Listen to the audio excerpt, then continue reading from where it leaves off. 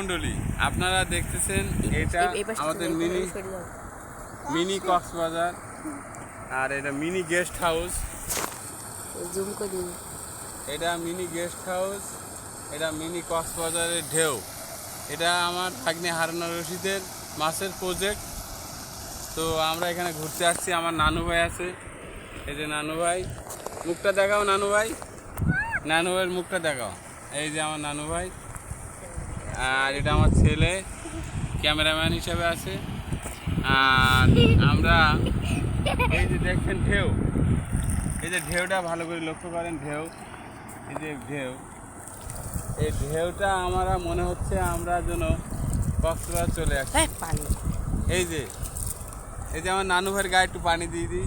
এই যে নানু ভাই, এই নানু ভাই খুবই ফিলিংস, ভালো করে ক্যামেরাম্যান ধরো।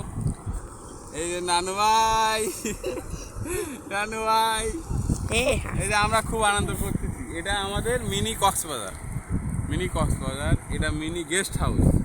গেস্ট হাউসটা আরেকবার জুম করে দেখানোর জন্য বলছি। আর এটা আমাদের মিনি কক্সবাজার। কক্সবাজারের যে ঢেউ, আমরা এখান থেকে হাজার হাজার